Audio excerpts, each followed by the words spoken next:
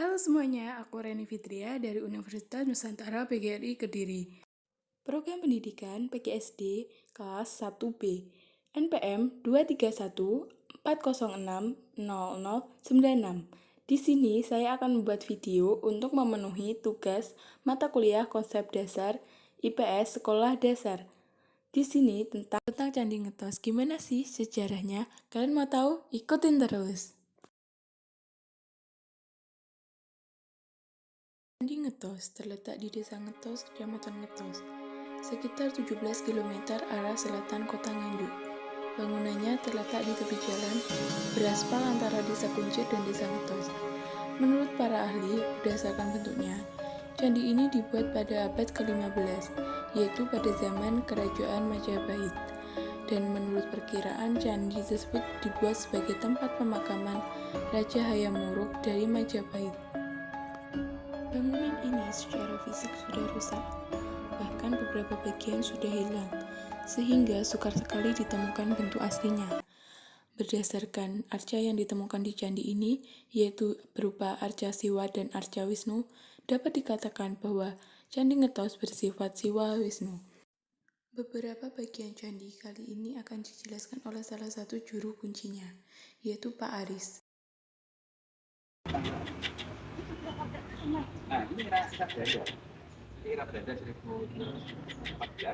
juga 19 ini renovasi. Ini tambahan. Nah, kalau lihat kita ambil foto yang kuno, kita lihat foto-foto kuno yang ketika masih rusak, sebelum direnovasi sampai foto direnovasi sampai hasil renovasi itu kelihatan.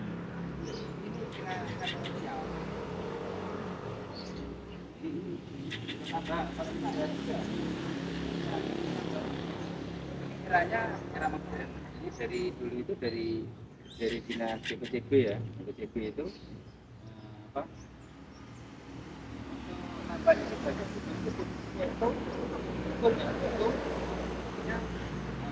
Menurut seorang ahli Hoi Permas bahwa di dekat berdiri candi ini pernah berdiri candi yang ukurannya lebih kecil, sekitar 8 meter persegi, tetapi bentuk keduanya sama. N.G. Kroll memperkirakan bahwa bangunan candi tersebut semula dikelilingi oleh tembok yang berbentuk bulat cincin. Candi Ngetos mempunyai bilik terletak tepat di tengah denah dasar bangunan. Dasar biliknya lebih rendah daripada dasar ambang pintu. Yang menarik yaitu terdapat relief seperti salib Portugis. Sisa tangga ada di sebelah barat, sehingga candi menghadap ke barat. Bangunan utama candi tersebut dari batu bata merah, sehingga akibatnya lebih cepat rusak.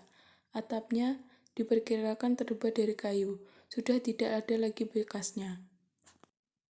Menurut cerita rakyat, Candi Ngetos yang sekarang tinggal bangunan induknya yang sudah rusak itu dibangun atas praaksara Raja Hayam Wuruk. Tujuan pembuatan candi ini sebagai tempat penyimpanan abu jenazah jika kelak wafat. Hayam Wuruk ingin dimakamkan di situ karena daerah Ngetos masih termasuk wilayah yang menghadap Gunung Wiris, yang seakan-akan disamakan dengan Gunung Mahameru. Pembuatannya diserahkan pada pamannya, yaitu Raja Ngatas Angin, yang bernama Raden Condromowo, yang kemudian bergelar menjadi Raden Ngabei Selo Purwoto.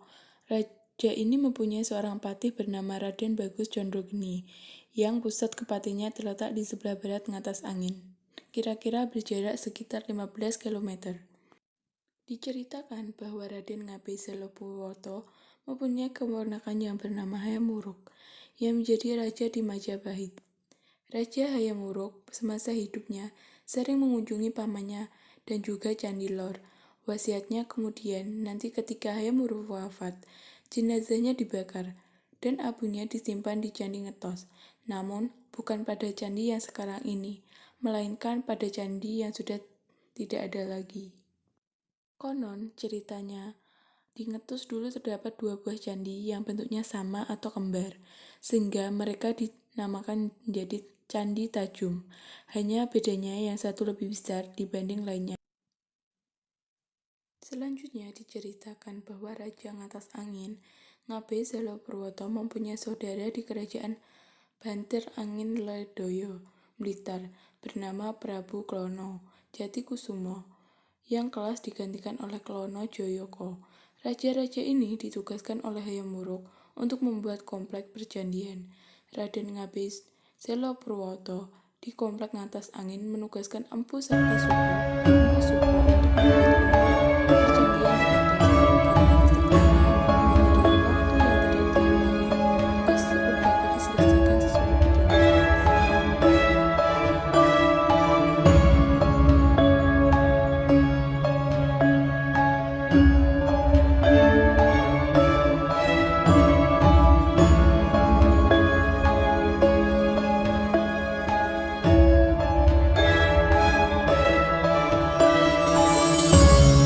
Untuk direnovasi sampai hasil renovasi itu kelihatan kita akan sosial.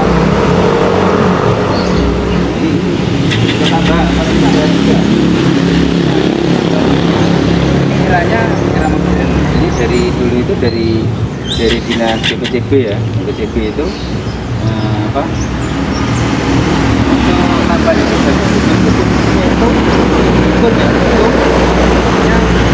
rusak mobil. Jadi untuk menyelamatkan biar nggak tambah rusak, ya, ditambah dengan batu bata baru, tapi disesuaikan dengan bentuknya sama dengan yang lama.